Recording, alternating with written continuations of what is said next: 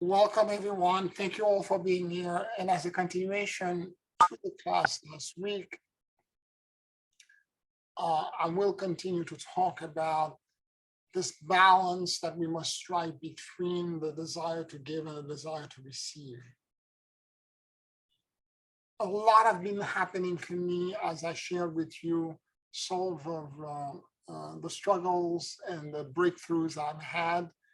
And it is my hope that you can apply this to your own spiritual conundrum. As we are all givers and healers, we tend to have the same defect. I'm going to talk a little bit. This is a reminder. It's in the second chapter or the second chapter of my book, The Primer for Ascension. But I just as a reminder, I want to talk about the dynamic between the desire to give and desire to receive. In the beginning, according to the Kabbalah, there existed an infinite desire to give.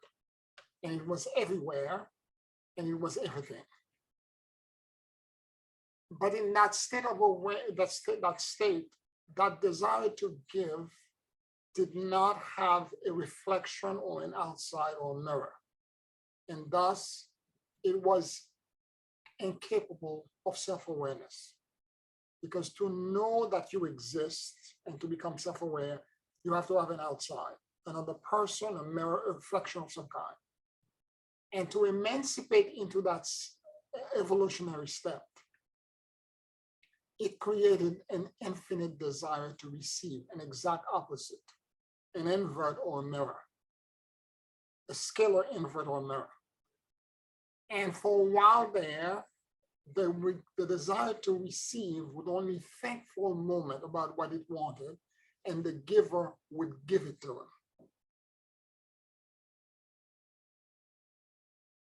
But the balance, because everything is about balance, it's about giving and receiving, the balance was restored because the giver was giving to the receiver.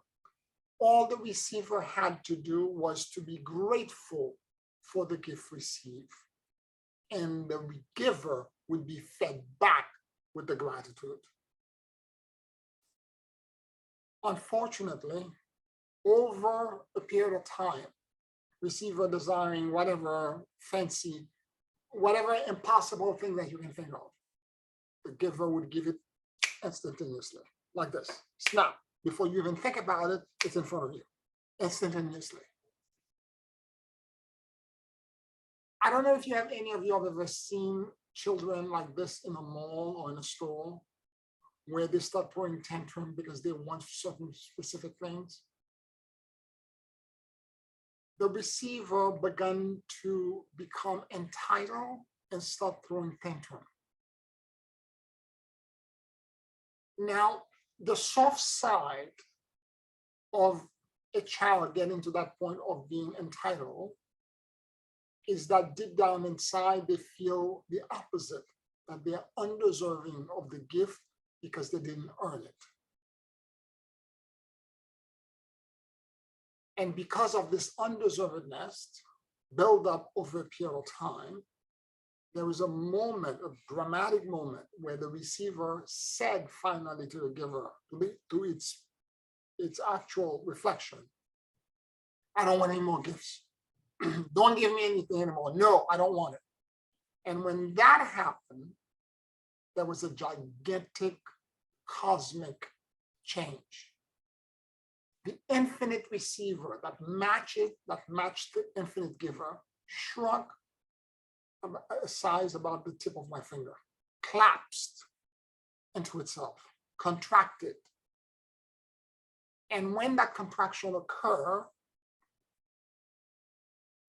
the receiver realized, oh my God, I made a mistake. I changed state. I'm finite now. I'm almost nothing. Whereas before I was everywhere. And there's all these things that are outside of me that I don't know. And the outside could be malevolent to my well-being, hostile to me. Giver, please come back and restore everything. I made a mistake. I made a mistake. But the giver realized one thing. I could fulfill every wish that the receiver has, but that shame and undeservedness that is now swelling inside of him I cannot remove it and take it away, because that receiver feels I have to do, the gratitude was not enough. I have to do something else. I have to give back. I have to work for it. I have to do something else. The gratitude is not enough. And I have to tell you, when you stop being grateful, you become entitled. And when entitlement comes in, shame is behind it. Listen carefully to what I'm telling you. When you're receiving gifts and you start being grateful, you turn into having entitlement. I don't want it this color, I want it this way. You start being nitpicking and throwing things out and throwing tantrum. And then right behind this is shame and undeservedness. So what the receiver, what the giver realizes that I can remove everything. I can make every wish come true, but I cannot remove his shame.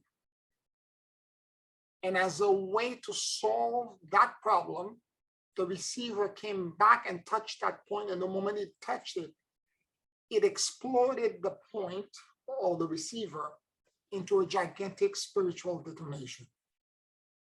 And at that moment, the entire multiverse as we know it came into being from that point. It exploded out at speed and with all kinds of things flying from it, because it was a being that was infinite. All of that content exploded out, including the envelope or the metrics or the mirage or the theater or the stage of time and space. Because up to that point, time and space did not exist.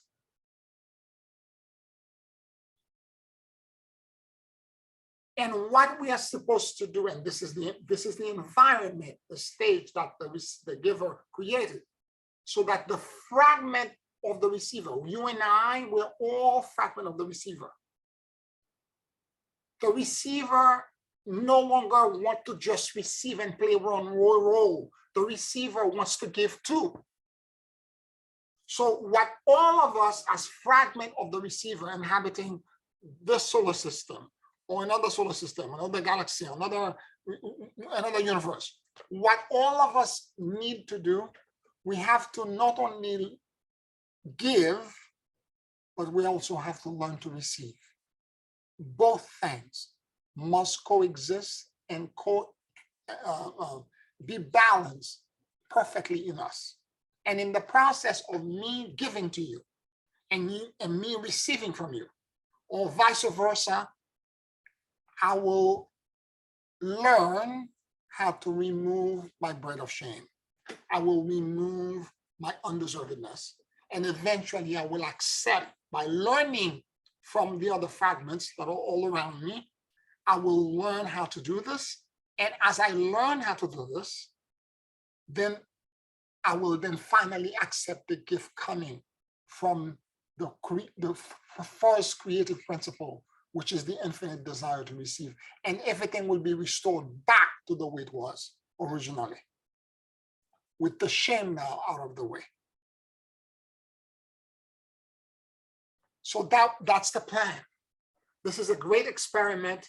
If you can think of all of us being in a laboratory, this is the great experiment that's taking place. It's a way for us as fragment of the receiver to give and receive from each other, and to also evolve, and kind of like work out, because in the giving and the receiving, we're going to make errors. We're going to make mistakes. We're going to do things wrong. And we're going to do it and it's going to be difficult.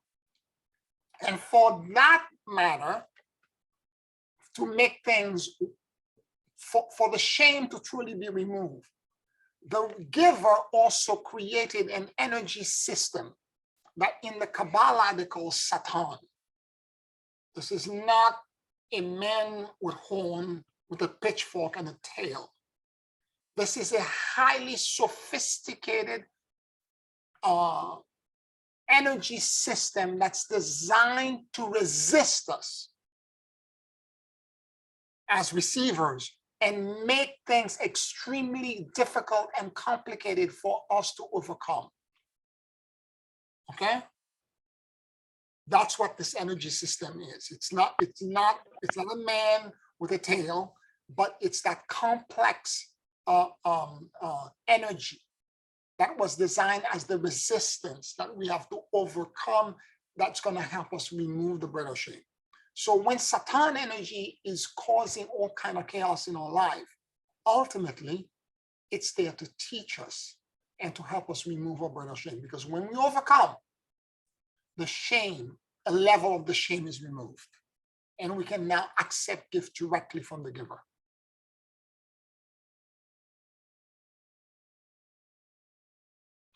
Any questions, any comments about everything that I've said so far?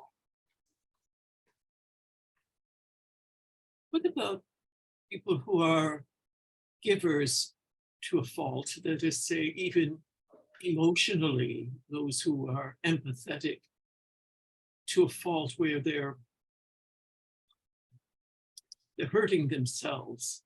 Mhm. Is that because they haven't got the ability to receive in balance? Or is there something that is just not configured correctly in their perspective of who they are as a person and gives too much? It is exactly what you're saying. The first part of what you're saying is that they are disconnected to their ability to receive. And I used myself as an example last week. And I knew in this lifetime, and I know I did this before, in this lifetime, I know exactly when it happened. I shared with you the incident in which I saw my father try to kill my mother in front of me. There were three of us on the side of the, long story short, he tried to he knocked my mother out, broke her arm, dragged her back to the house, locked the door, and was trying to kill her. And it's a neighbor that jumped through the window with a gun and got my father off my mother. That's why my mother remained alive. And I was 4 years old. And I remember at that point, I thought that the reason my mother is, and all of us in this situation, it's because my mother is too dependent on my dad. Not only emotionally, but financially in all kinds of ways. And I thought to myself, I will be self-sufficient. I will not need anyone. I didn't know how I was going to do it, but that was my desire. Because I don't want to have that kind of situation where danger and death is imminent. And what I did on a deeper level is that in order for me to achieve this goal, because I will always ask you, when you do a query, you have to ask what emotional need you're trying to fulfill. In my sense, it was the need to become self-sufficient, to not need anyone or anyone ever. I gave compulsively. As long as I'm giving, I'm in control, I'm self-sufficient. I have the appearance of being self-sufficient. And what I did with because all of us, none of us can be one note. We have to allow ourselves to become a receiver. What I did with that part of me that was the receiver, I tried to amputate it out. It wasn't a divorce. I tried to completely sever it out. I realize this now, but at the time I didn't know I did this. The trauma marked me so much that I tried to cut it out from me. Because I saw it as a weakness, as a way for you to become vulnerable.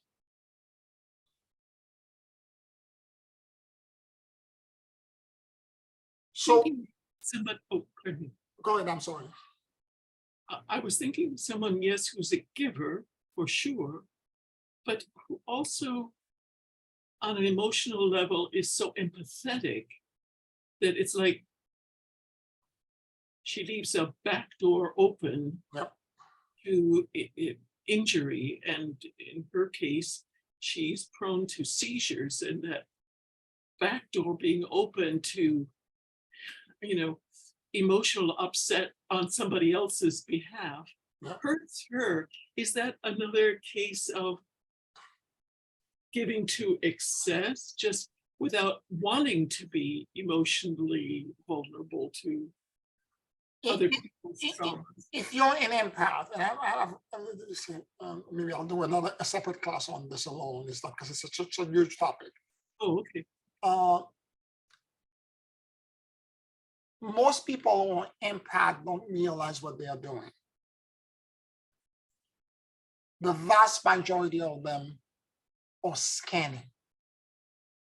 They are actually, and it also comes from past life, where the way for you, let's say during the time of the Inquisition, to use a historical time that was very dramatic, the only way for you, if you were intuitive, to survive was for you to intuitively sense when danger was coming.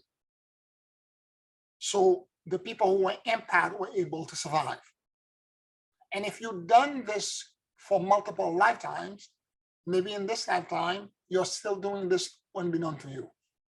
But what you're doing violates spiritual law, the law of non-interference. You're infiltrating and penetrating your psychic spine subconsciously. The state of being and the emotional state of other people without their consent. I'm turning the table. It's the empath is not a victim.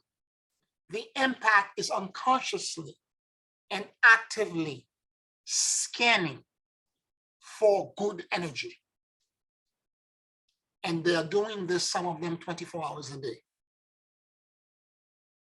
And they're constantly claiming that they are victim and they have to cleanse themselves and purify themselves. And they've been besieged by negative energy. They don't belong in this world. What they're not realizing is that they're scanning. In other words, the analogy I've used before, if I'm walking down the street and I see a young woman in front of me wearing a skirt, and I go behind her and I try to put my hand off her skirt and she slaps me, this is energetically what the scanner is doing. They are penetrating somebody's energy field without their consent. And everyone on the planet, when that kind of invasion occurs, we have a natural defense. We strike back. Like this, in this example, this woman would feel violated, she would turn around and slap me back. So that dynamic is not just about giving and receiving, it's about scanning. It's not about you just being sensitive, it's about you not being trained. And if you've done this all of your life, you have to, it can be done. I've had clients do this, but you have to be on it for almost 2 or 3 years all the time to retrain your subconscious mind every time you're explaining, because you're not even thinking about it. You're explaining, all of a sudden you're feeling other people's feelings. And you have to shut it down and say, no, I'm not doing this. No, I'm not doing this. You have to keep catching it until that door, that, as you said, the back door is closed.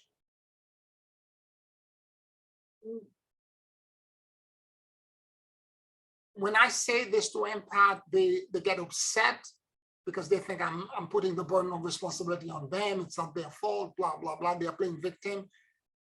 But this is the truth. That's what it is.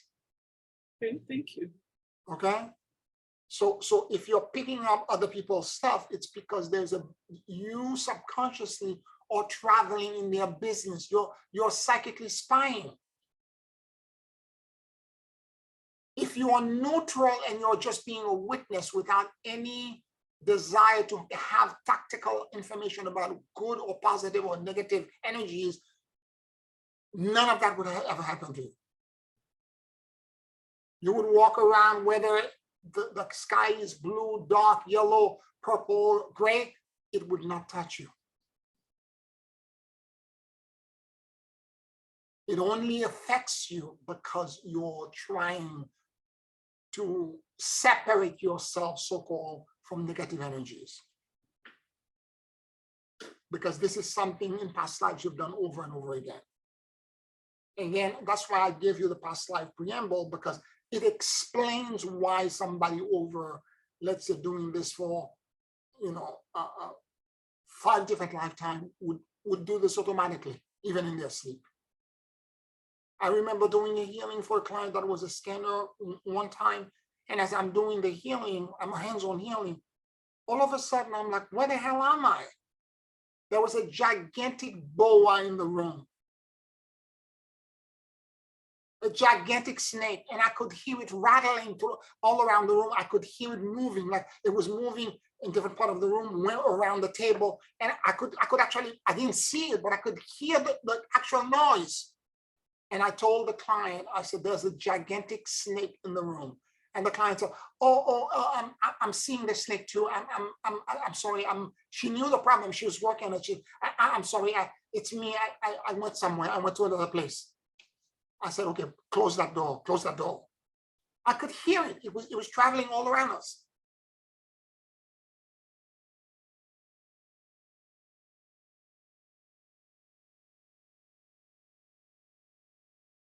Very few people want to accept that responsibility. They rather think that they're a victim and that they are, somebody did something to them, and then that's why they are so sensitive in the world, and everything else is besieging them. Instead of being an adult and saying, I am letting my consciousness out, and I'm projecting, I'm too open, and I'm projecting myself into everything. And I need to shut that down and remain in my core. Training, I know how to help somebody do this, but I cannot do the work for them. I know this because I did this too in my youth.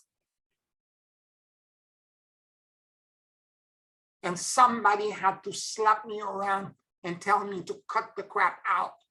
Stop doing this. And that's when I kind of like woke up and I was like, oh, I'm doing this? I didn't realize. And you're doing this. I'm going to give you an example. I remember being in the subway and I'm strap hanging and going to work. And all of a sudden, without knowing it, because I did my meditation in the morning, I'm looking at somebody and all of a sudden, all their problem, everything that happened in their life, I could see it. I could feel it and I could see it. And as it was coming in, the person back turned, would turn around and looked at me and got very upset and walked in the other direction. They energetically felt violated because I was violating them. It happens so many times.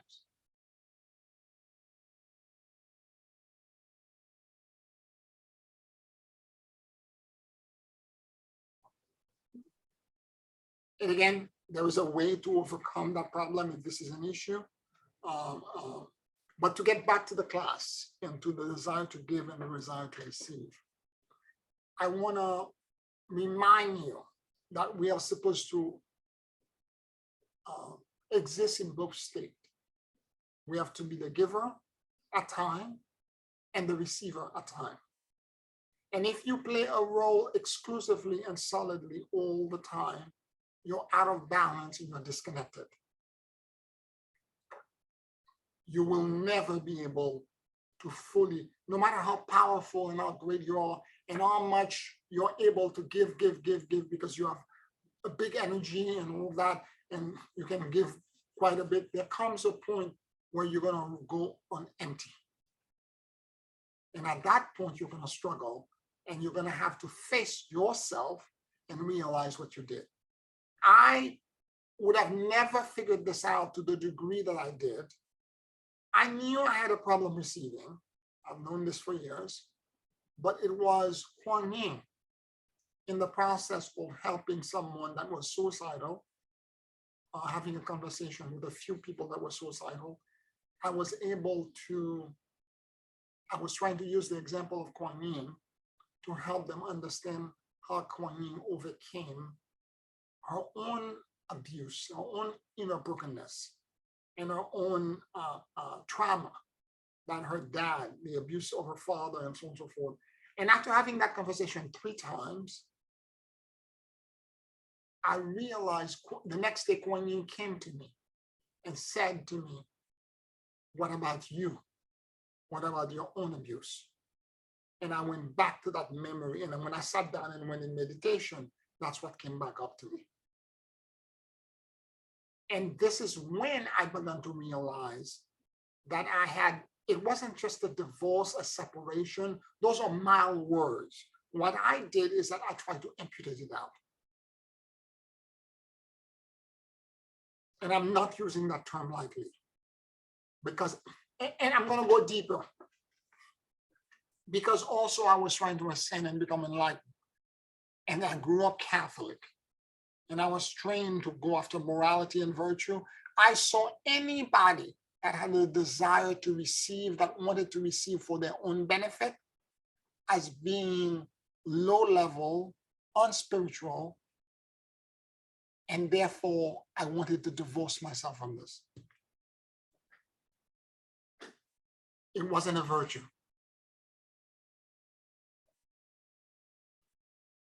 And what Kuan Yin then, it took many days and many weeks for all of it to unpack. It was like an accordion, one piece at a time one day, and another piece and another piece the next day. What Kuan Yin revealed to me is that, okay, before I get into this, you know how people always talk about the law of attraction, and that you can attract everything that you want from the universe and miracle, everything else, and so forth. Well, what's not in the law of attraction is this. It's not that God has not, Lakshmi and the Divine Mother have not gifted to me multiple times. I've received gifts many times in my life. I got better and better at receiving. So some of that dam that I created, there were holes in the dam, and there were things that were trickling to every once in a while. What I didn't realize, I had a profound and ancient saboteur that would keep plugging the dam after every gift would come in. I didn't realize it was there. And moreover, Kuan Yin said to me, the giver or God is constantly trying to gift you everything that you want, abundantly giving you everything that you want. But God cannot give it to you if you don't have the vessel and the capacity to receive, since you severed and cut that part out of your heart. You don't have the vessel for it. And therefore, all of these gifts will come in close proximity, like right in front of your nose, and you will never be able to grab them. Your flow, your abundance, and it's not just money, but effortlessness. Effortlessness in everything. That effortlessness will be elusive to you because you don't have a vessel for it.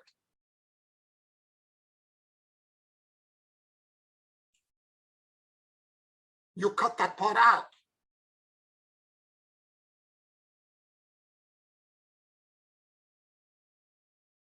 It's a deep revelation.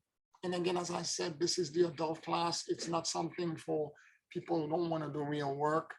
It's profound. Okay? I'm beginning to realize the Herculean task that's in front of me, how much I have to climb to get to this, to restore the imbalance. After I realized this, after I spoke to you last week on Monday, when I started my meditation in the morning, I began to, as I did my query in myself, I began to try to figure out in me, where was my desire to receive? I must have asked that question for almost 30 minutes. I couldn't find anything. I was asking to locate my desire to receive. I couldn't find it. I couldn't see it. I didn't sense it anywhere. It was completely blank, like crickets, nothing.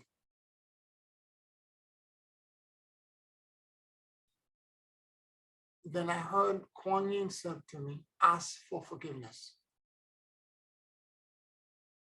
Then I began to say, please forgive me. I love you, and I let go. And she said, ask for forgiveness for having cut that part of you out. I said, oh, please forgive me for having cut that part of myself out. I love you, and I let go. Please forgive me. And as I began to say this over and over again for about 5 minutes, I began to feel right below my belly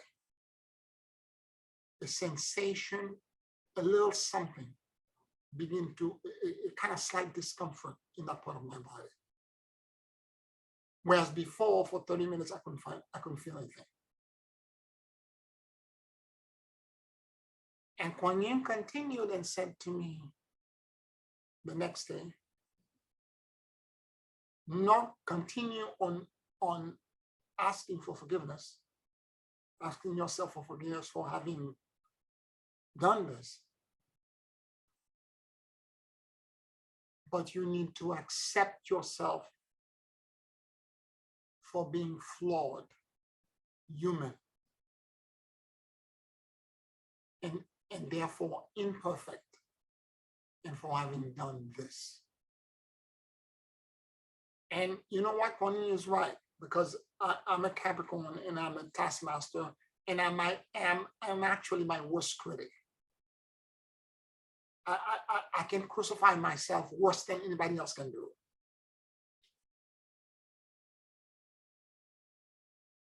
And it was a great call. I didn't realize that there was a part of me that was,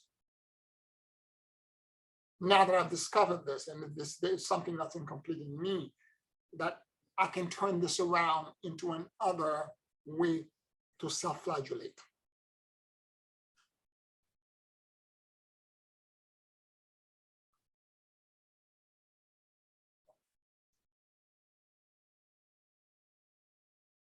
Any questions, any comments?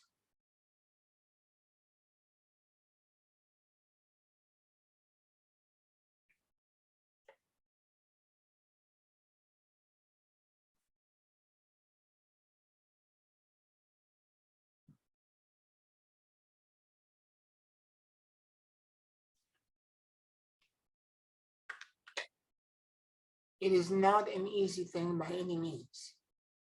And I know all of you are reflecting back into your own life to try to figure out what you did with your own desire to receive. And to what degree, to what extreme have you severed, separated, or disconnected yourself with that part of you? Remember what Kuan Yin said.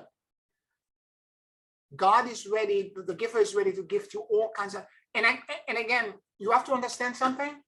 The reason I may have done this when I was a kid, it wasn't just the abuse. It's the energy called Satan.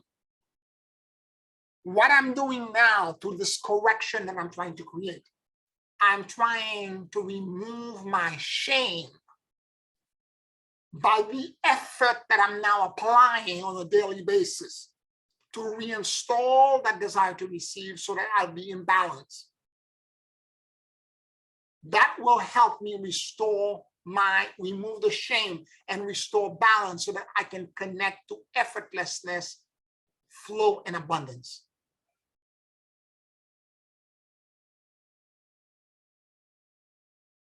And the resistance that caused me to have amnesia, to have done this, and for that matter, all of us, is Satan.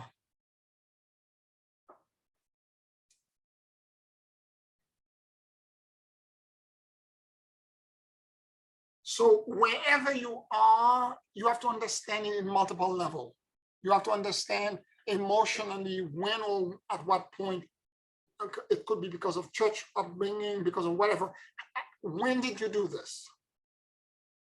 Or around what time, what age group, where you could possibly have severed that part of you out? So that's the more spiritual psychology part. But from a deeper and more elevated part, Satan created the circumstances to make sure that this happened. Because when you overcome this, you're going to remove a whole bunch of shame and undeservedness.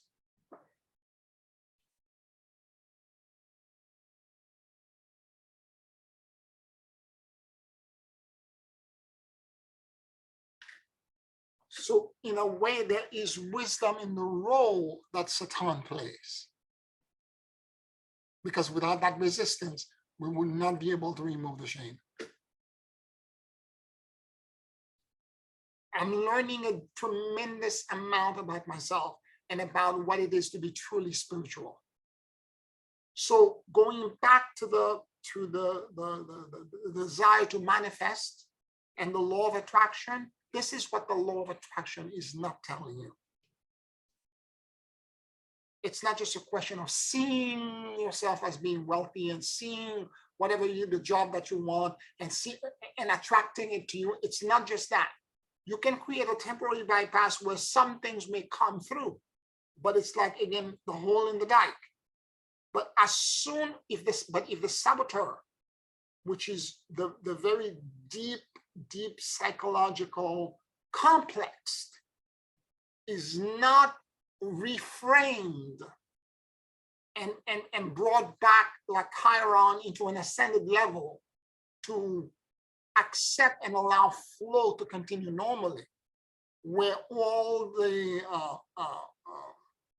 overflow in the dam are open that allows flow to cascade down the river, everything will be blocked.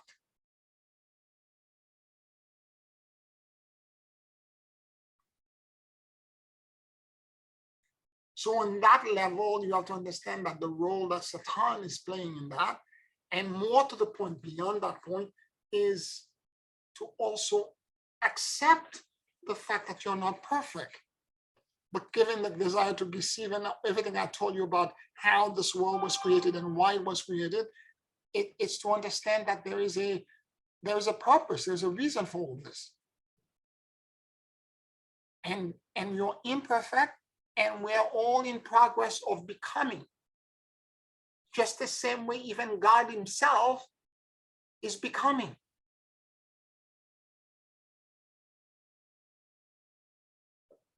Any questions, any comments?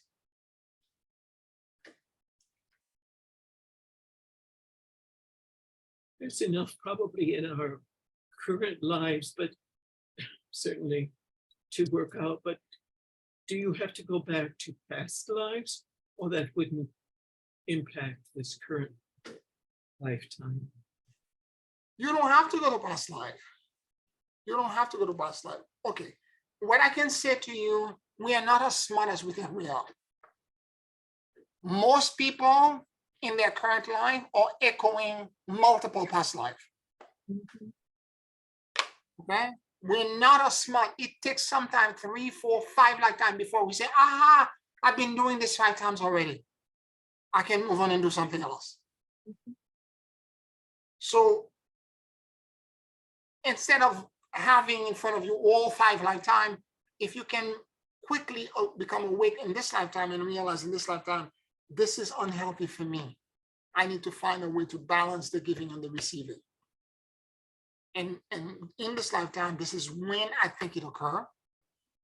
And now on a daily basis, go in to try to reground in your core your receiver. And that's what I'm doing on a daily basis.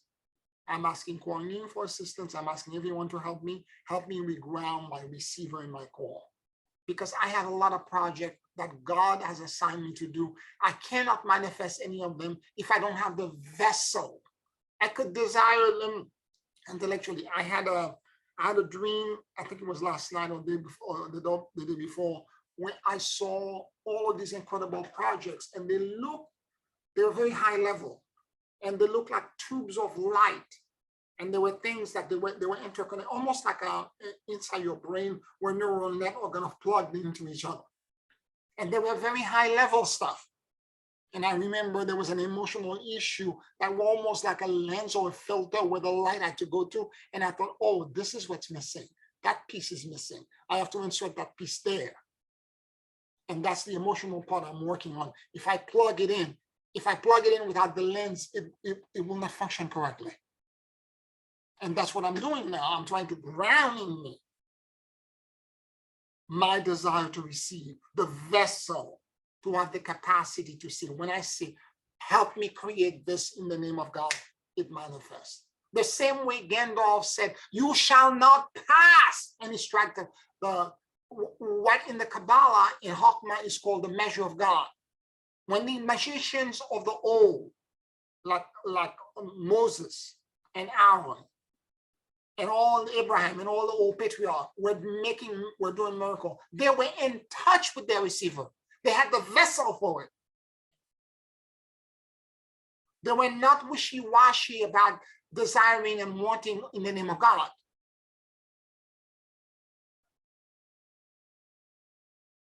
Thinking that the receiver, there was something wrong with the receiver, it's not of God, and therefore I have to cast it out because it's bad. And because I'm such a powerful, I have a powerful energy system. When I did this, I threw a lot. I threw the baby out with the bathwater.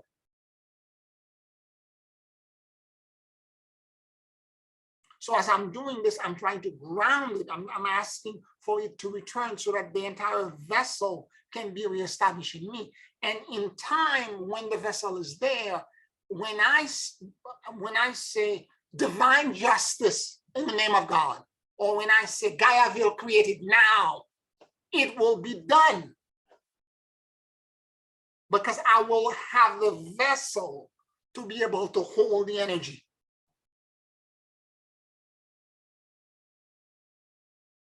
Now, as I saw it in my brain, it's all intellectual and wire, in upper level. I need to ground it into Shakti, into the earth. And the receiver is the way you do this.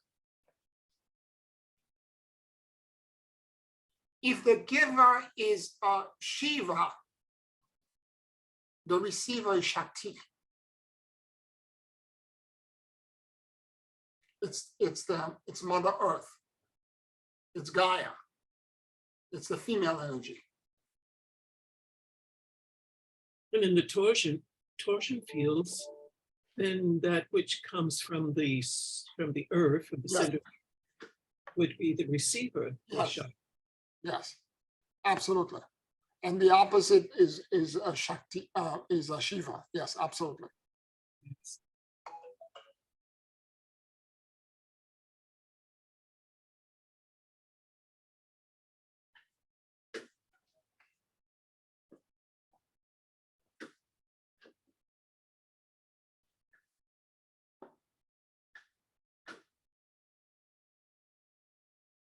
Any other questions or comments?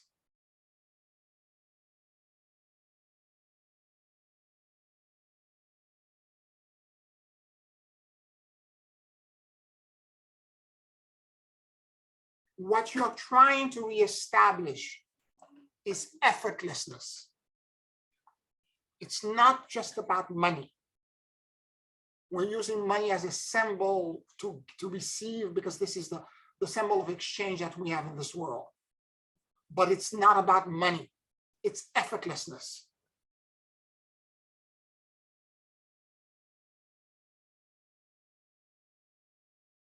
And I mean by that health, happiness, joy, friendship, community, identity.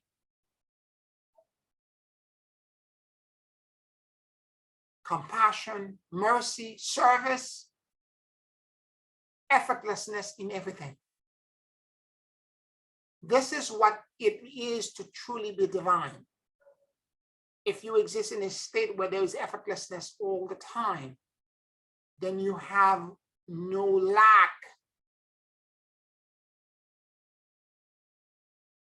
There is no lack that exists in your life.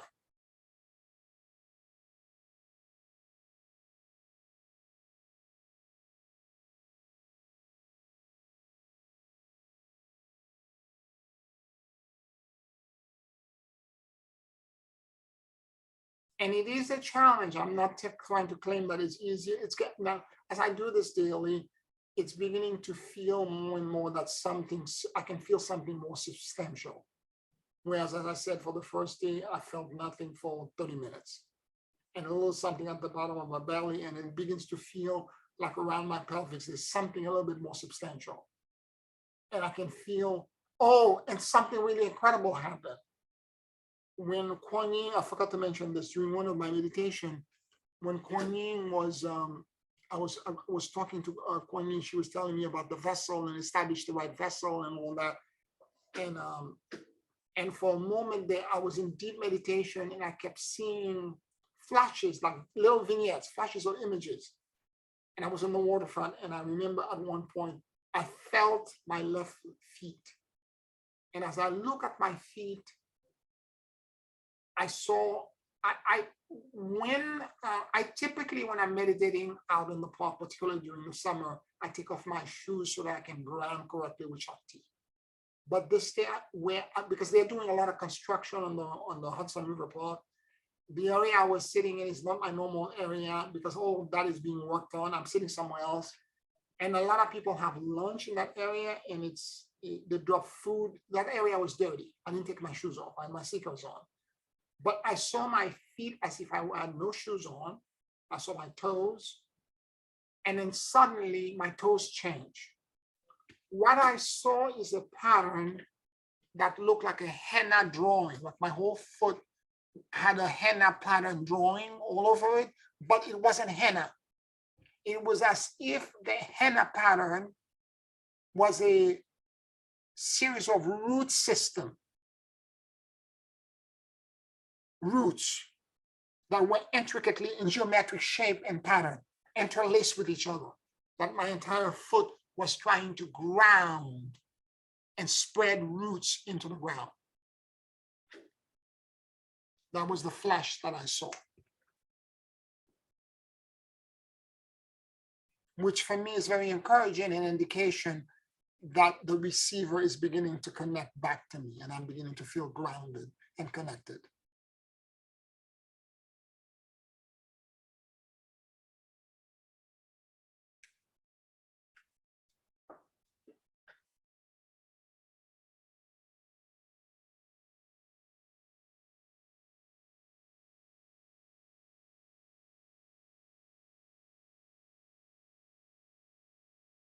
Any questions, any comments, any insight since we spoke about this last week that you may have had that you want to share?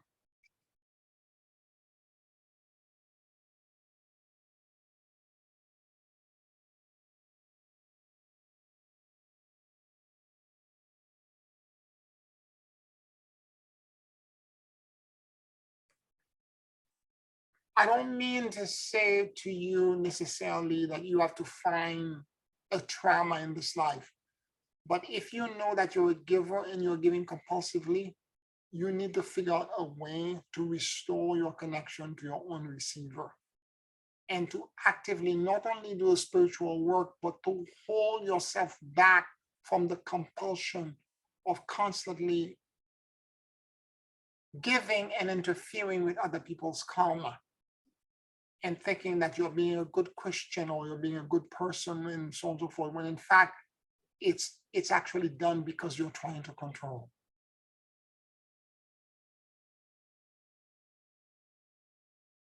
And moreover, find a way to allow other people in the world to give to you. And learn how to accept the gift.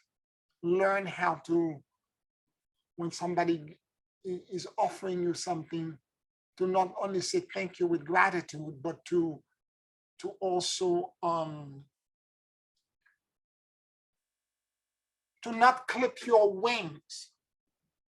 Because sometimes, when somebody gives you something, and some of us, I know this has happened to me, particularly when I was in my early period era of not wanting to receive anything from anyone, that even a compliment I couldn't take. Or if somebody gives me something, I'm like, oh, this is too much. This is too much.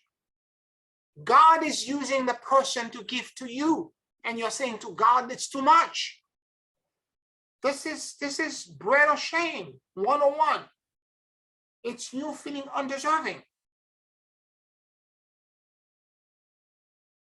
Thank you for the gifts. This is so phenomenal, so beautiful. I thank you so much. Deep gratitude. How about that? At first, maybe it will be just words. You're going to have to fake it before you make it. But if you keep doing this over and over again and you're saying yes to the universe, there comes a point where you will actually say it and feel it.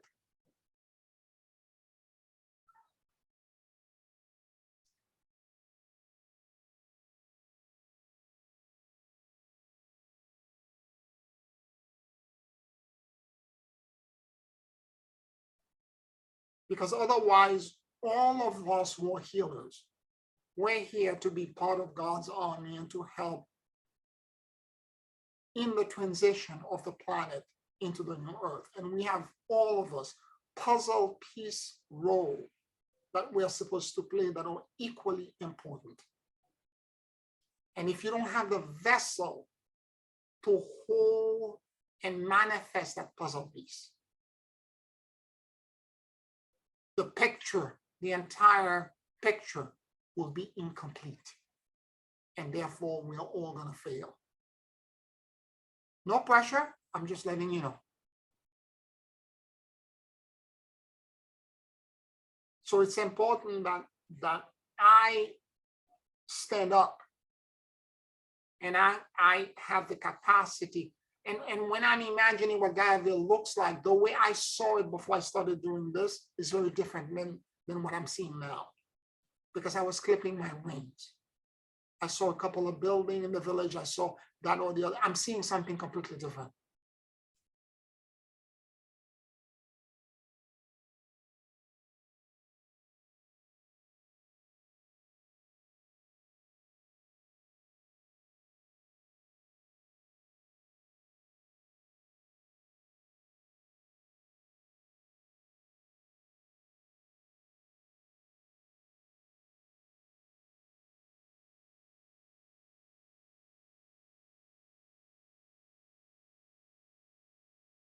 Any questions, any comments, anything that's unclear to you that you want me to go over?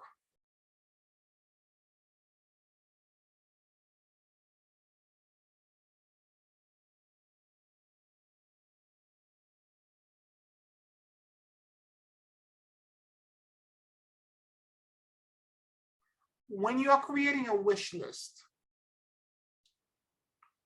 if a genie were to come to you and say, you have 3 wishes, are you gonna limit it by saying,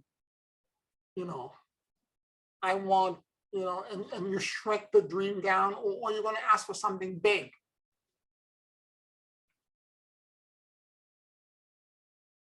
And to the degree that you cannot see the big or imagine the big, it's the degree your desire to receive is disconnected to you.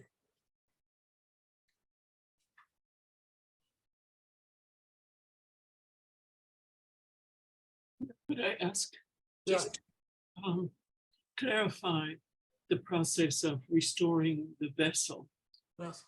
that you have to have before you can receive?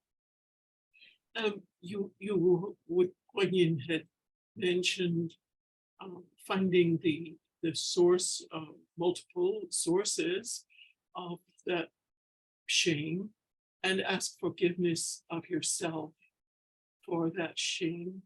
But you at another point mentioned something about reconstructing the vessel, and I wasn't sure what that was.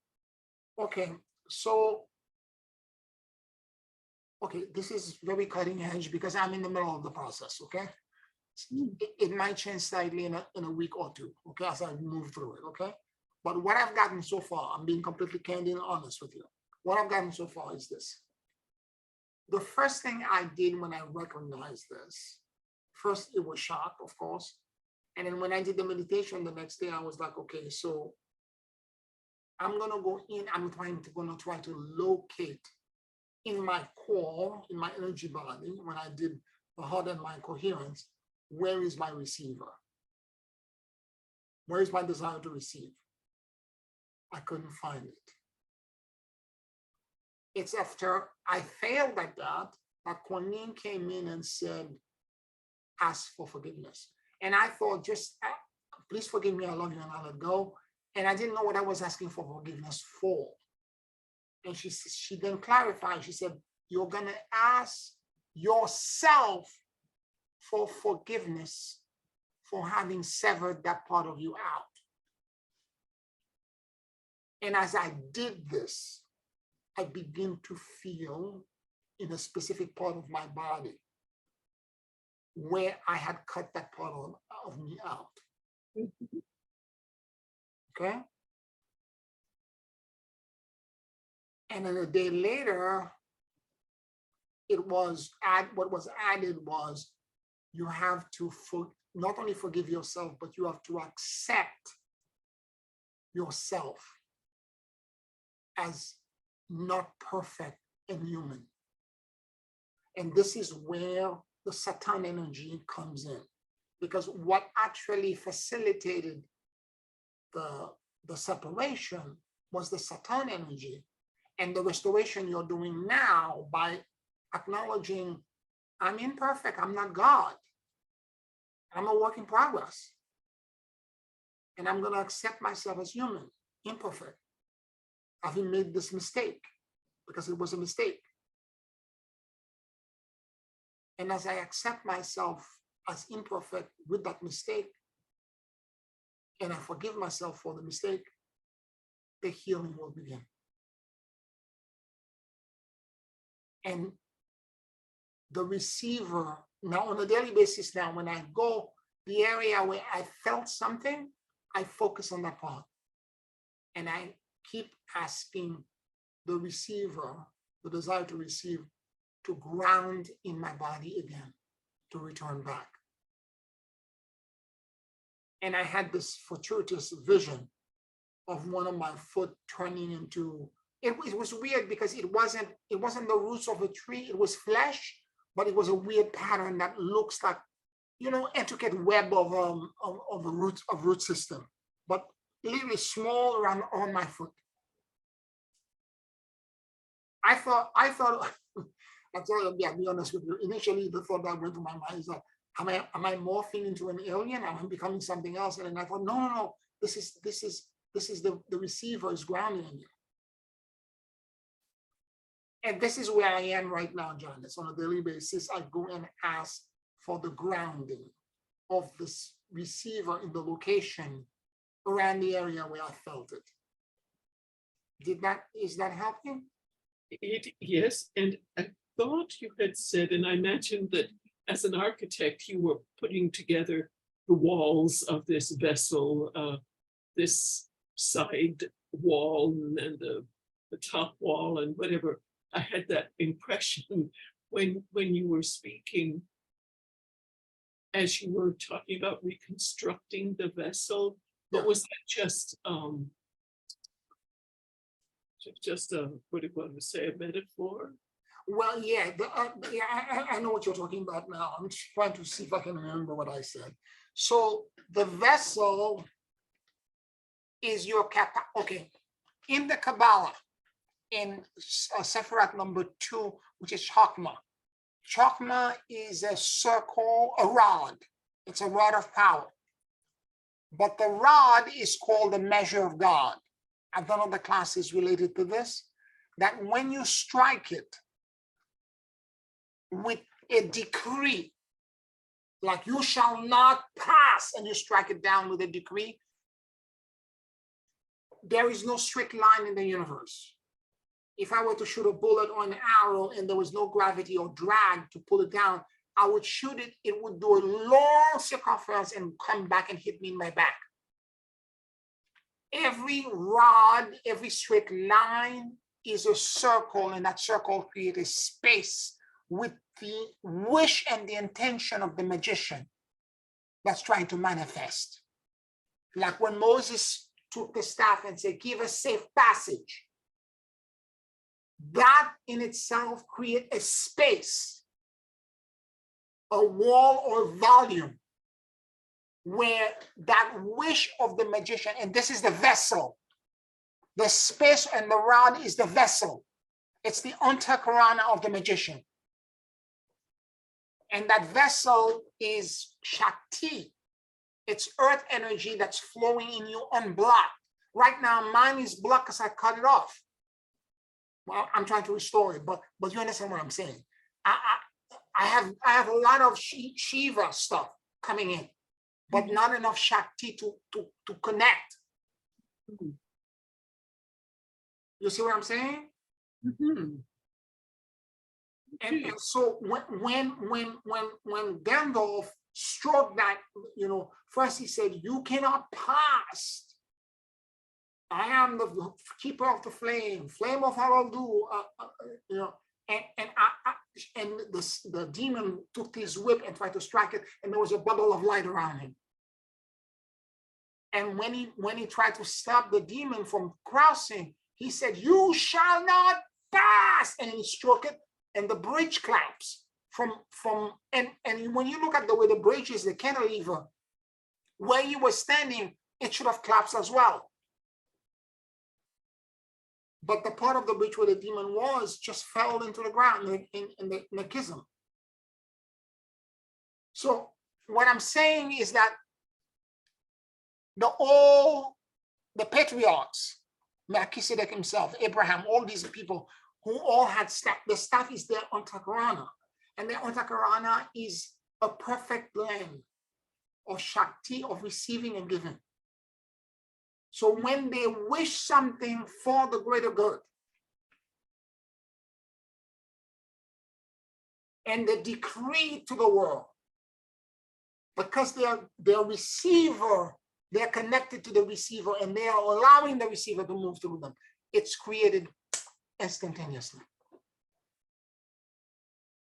Remember what I said about the passage of the Red Sea? When Makshoni went in the Red Sea and crossed it, and the water kept on increasing, and it got into his mouth, and the water separated.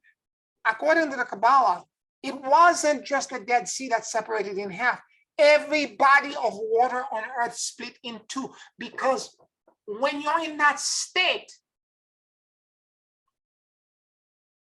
you actually recreate natural law. Laws of physics or obey you.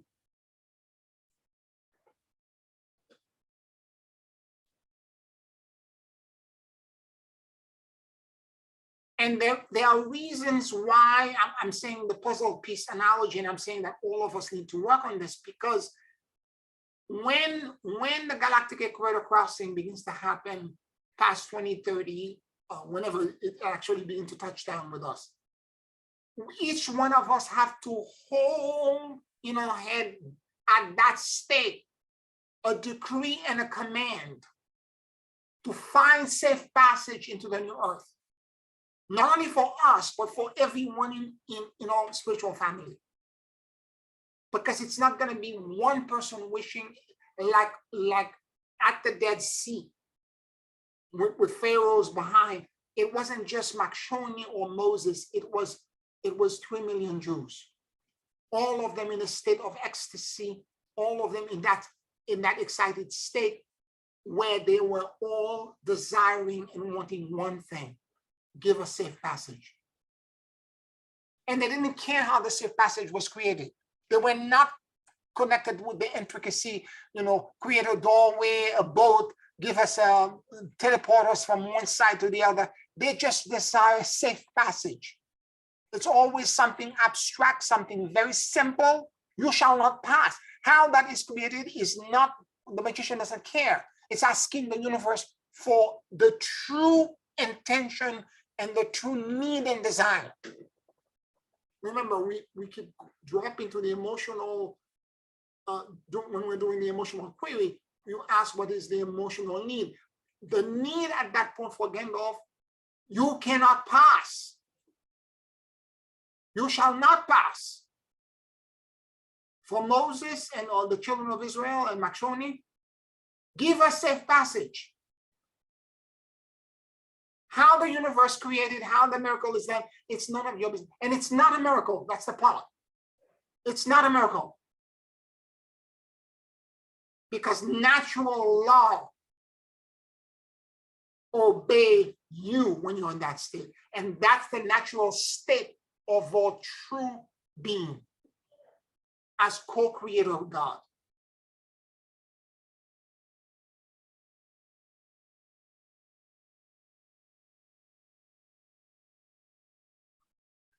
Janice, maybe I'll give you more than you asked for.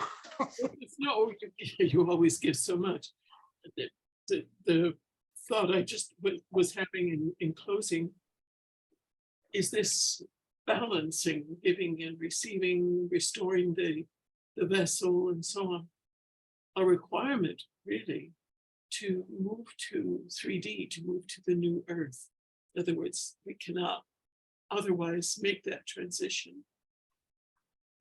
Okay, for us or Harold, it is a requirement.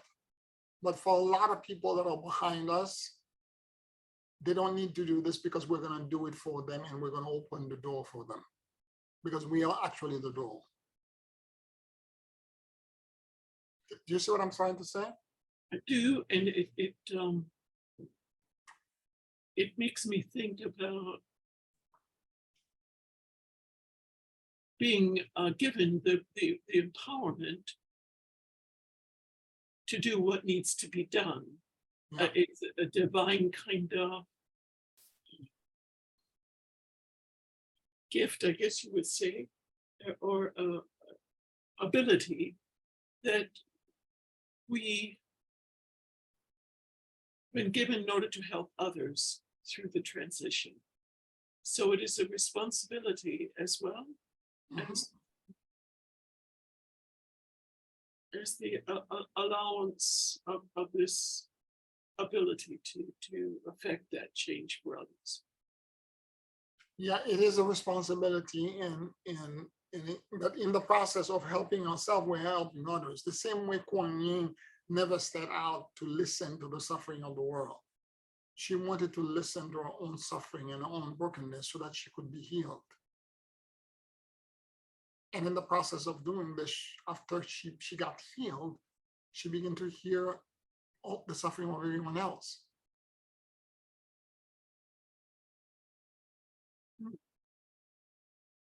So yes, indeed, as we do this work, again, most people on the planet are not going to do this.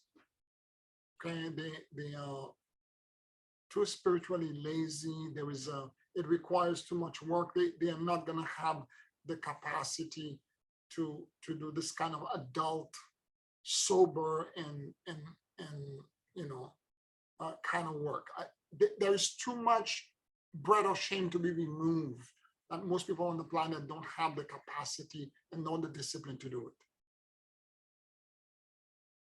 But for those of us who are dedicated to the path of service, who want to do this, etc., for the greater purpose, we know what we are supposed to do. We are posted here for the greater good. So initially, now we're going to do it for ourselves because all of us are besieged by. We know what we really wish and what we really desire. It seems at moment it's grounding, at another moment it's disconnecting. There's this seesaw. There's this kind of weird, bizarre, almost Kafkaesque reality we keep existing in. At moment it seems that everything is okay. At another moment it's not, and it's so bizarre. And so the when you begin to realize that there was this saboteur, and the saboteur is you created the saboteur, but it was actually fueled by the adversary or Satan.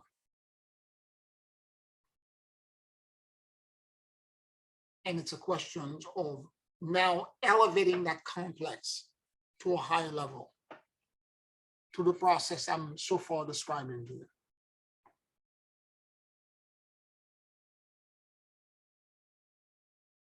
And as you do this, you will be able to, again, create the vessel, the kind of, there was a version of the Lord of the Ring that was done actually on Amazon Prime. It was they spent $1 billion to create these 8 episodes. They spent a lot of money. It was badly done. They're not repeating it again. It's a loss of money for them. But I can tell you one thing though.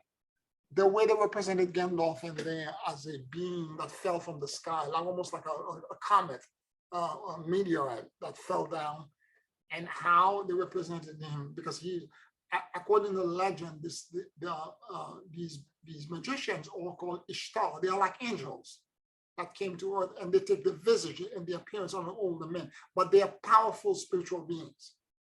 And again, the fall, like you saw the light collapsing down.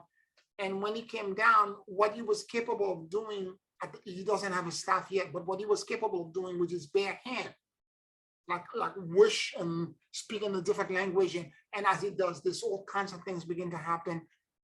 And he slowly began to evolve the capacity to communicate to the human in their language. He learned it. And slowly he began to emancipate as a true magician. And again, you saw a being of that is connected to his essence. When you do all that fragmentation, take this out, you're not connected to your essence. You're not whole.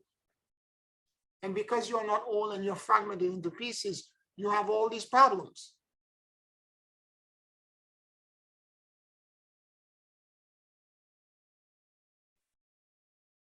My camera is doing crazy things. I look like an alien right now. I'm completely blurry. I don't know what's going on. It's completely out of focus. Anyways. Any other questions or comments that you may have? Anyone else?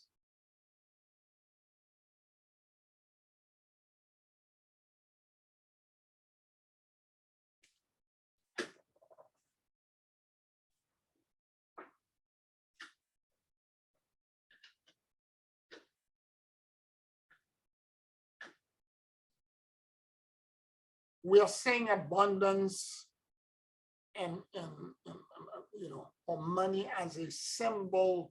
What we really want is effortlessness in everything.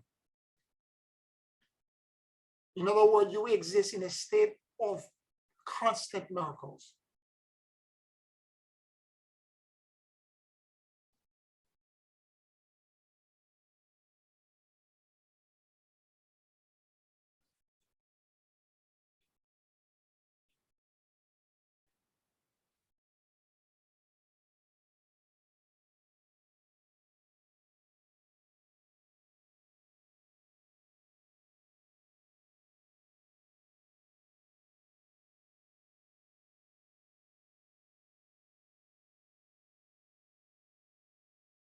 Any last minute questions or comments?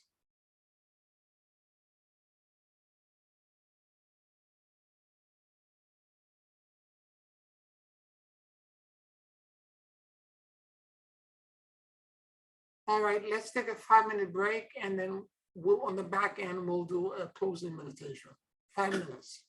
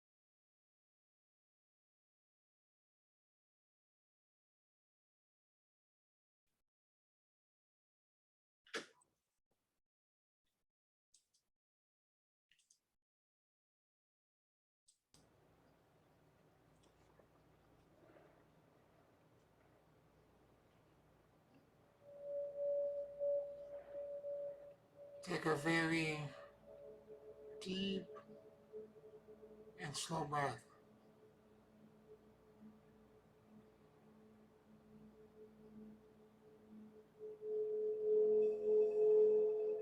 And as you inhale and exhale deeply and slowly,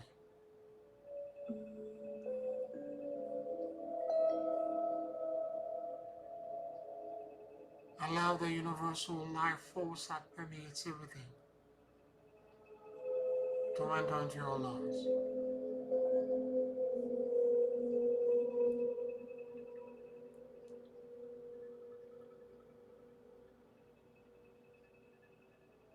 Keep breathing deeply and slowly.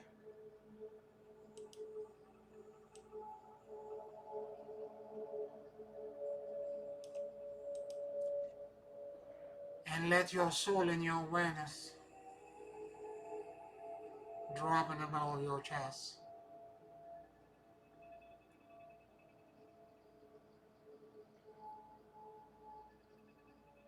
Please forgive me.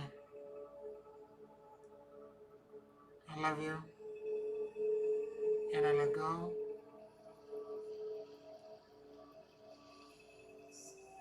Please forgive me. I love you. And I let go.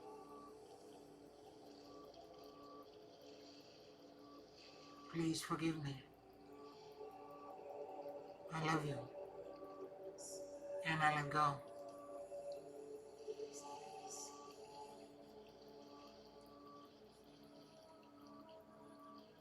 Let your mind and your heart sync with each other.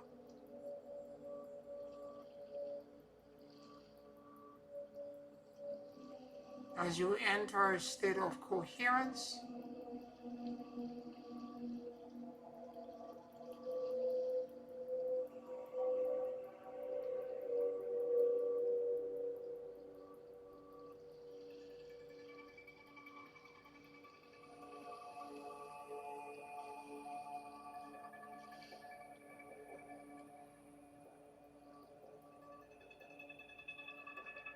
and notice what you notice.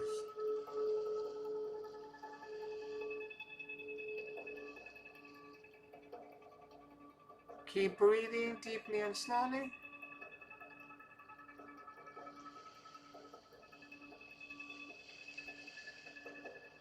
And allow yourself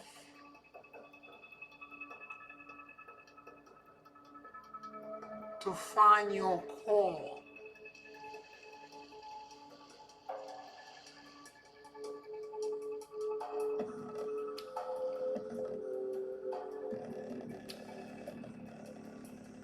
Keep breathing deeply and slowly.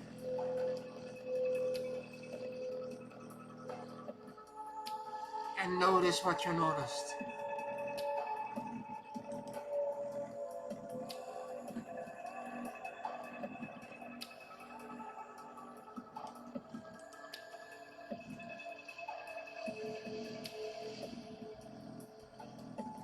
Just let your awareness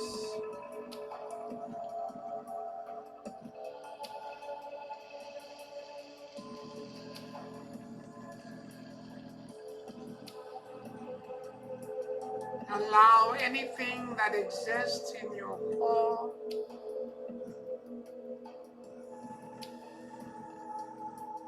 to be present for you.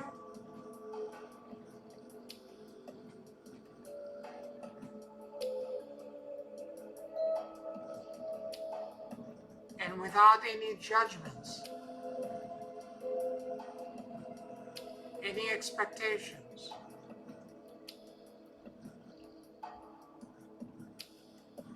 Keep breathing deeply and slowly.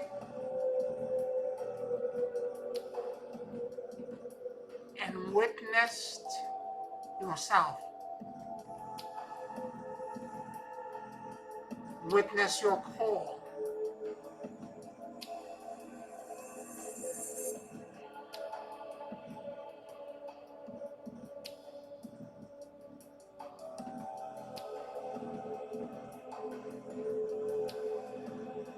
Try to locate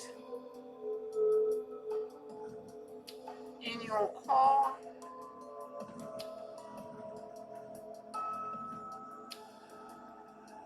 your desire to receive.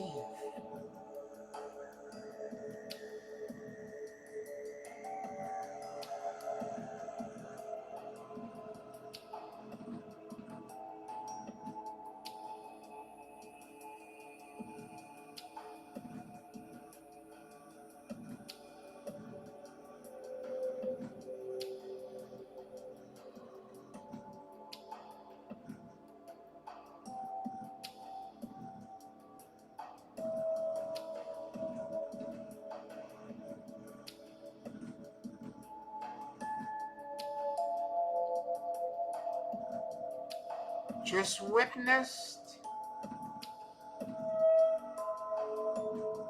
and notice what you noticed.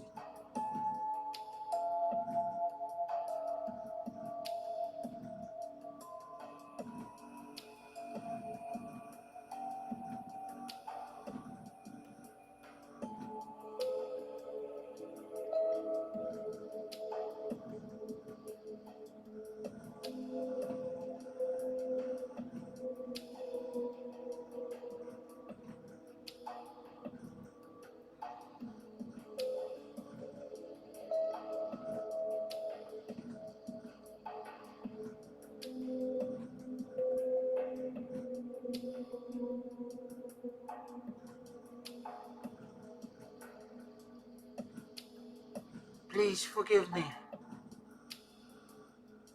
for having separated my desire to receive from me.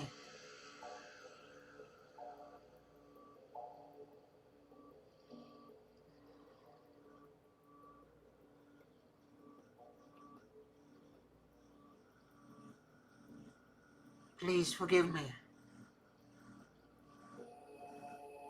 for having separated my desire to receive from me.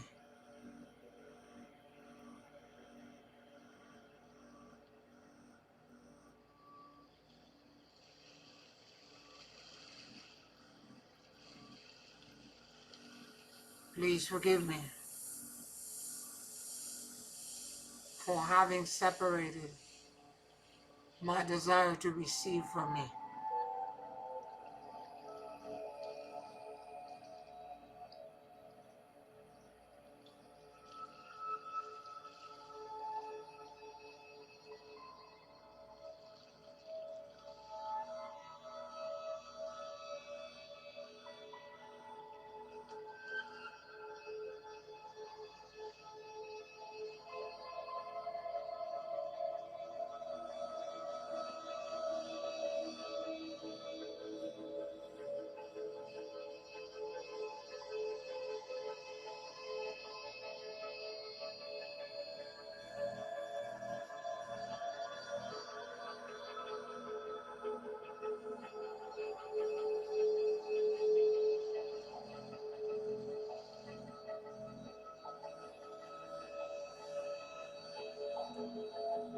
I accept myself,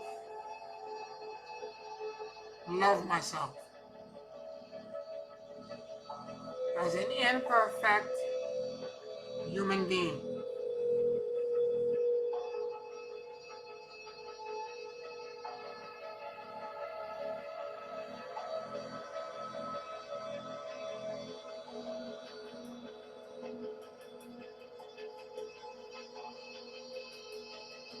Please forgive me. I love you. And I let go.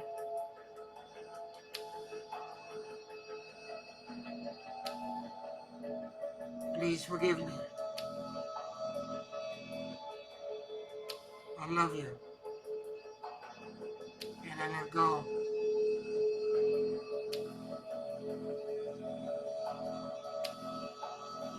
Please forgive me. I love you.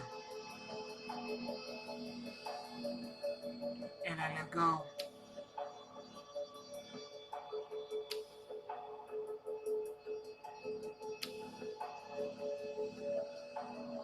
Let me be a witness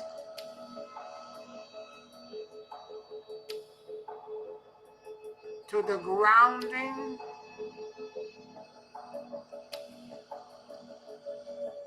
of my desire to receive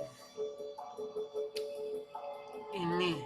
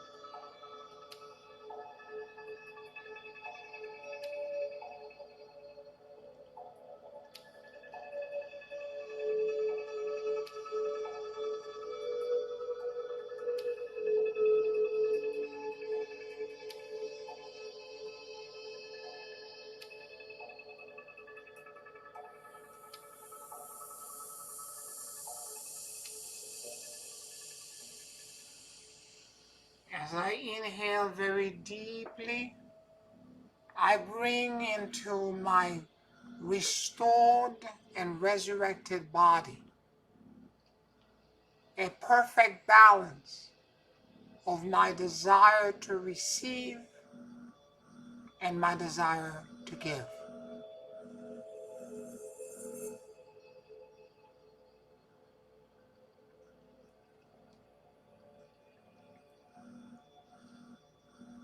I allow a perfect flow and exchange in me between the giver and the receiver.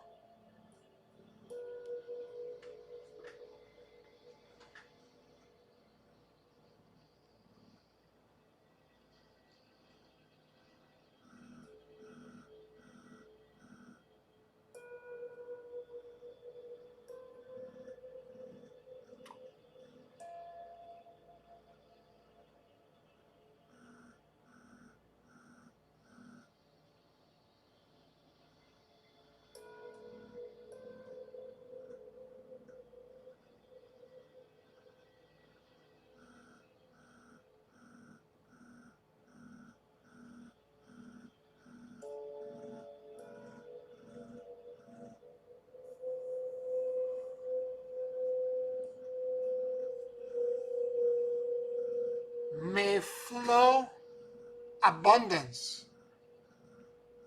and effortlessness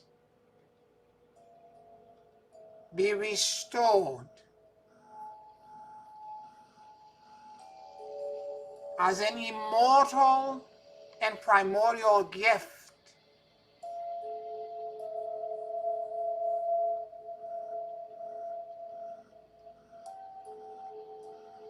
like rivers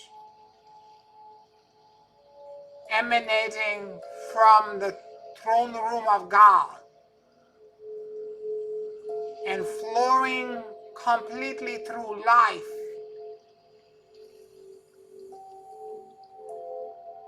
to my life, my activities, my relationships, my missions, my purpose, my creation, and my manifestation.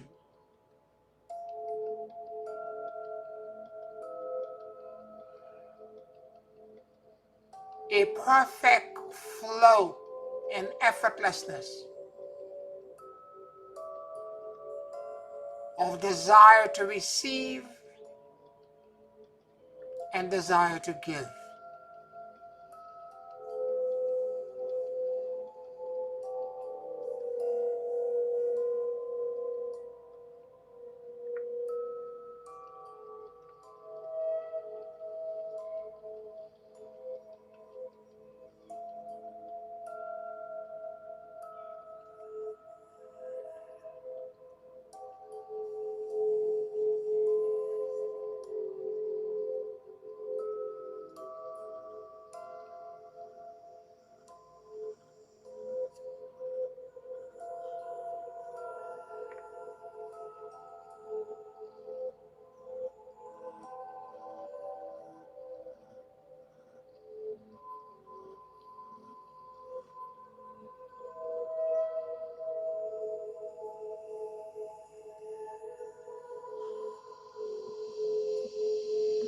I am fixed, designed.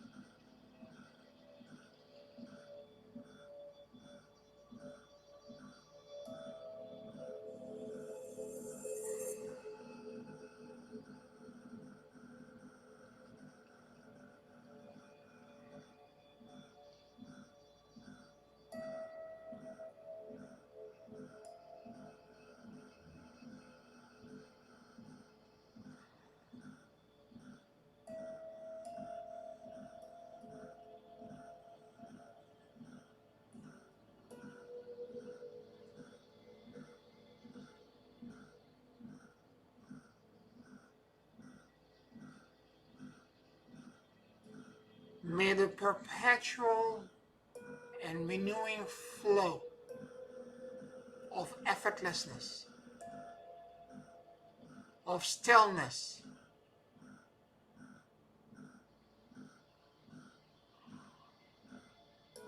and of surrender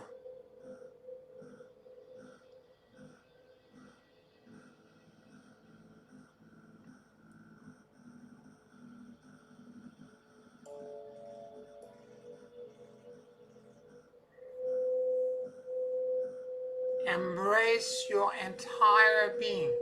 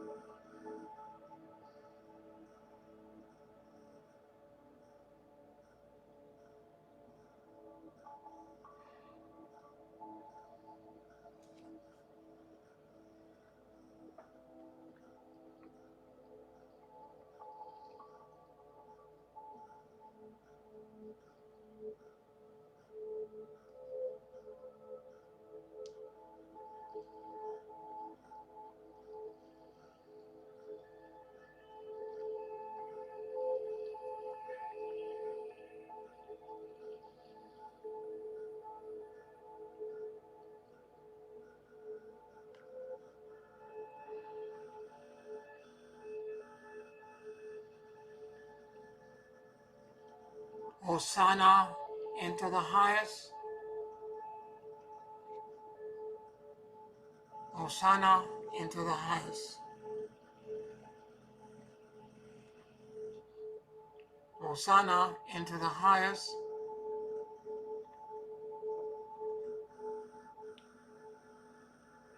Take a very deep and slow breath.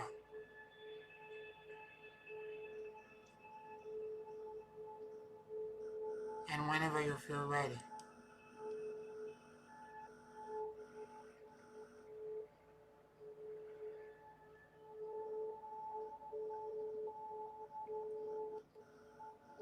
you can open your eyes.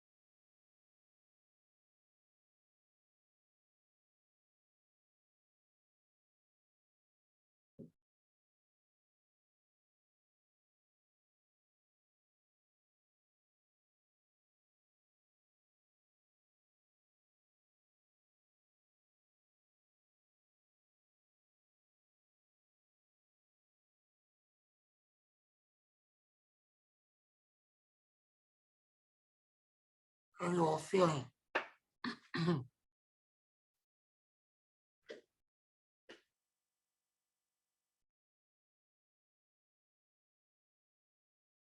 Well, I would say that I have understood at a much deeper level than I have in the past. It's a great class. For me, it clarified so much. You're welcome, Janice. You're welcome. I want to thank all of you for listening tonight. I want to thank all of you for supporting us on Patreon. Thank you. If you're watching on YouTube, like this video, subscribe to the channel, share it with your friends so that we can increase the algorithm. I deeply love you.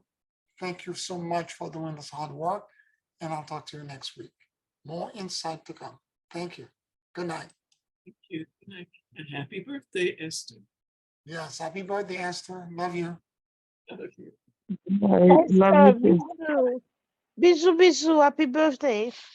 Bye. Oh, thank you so much, my dear. Love you. Love all of you. Thank you so much. So grateful. You're welcome. You're welcome. Bye-bye.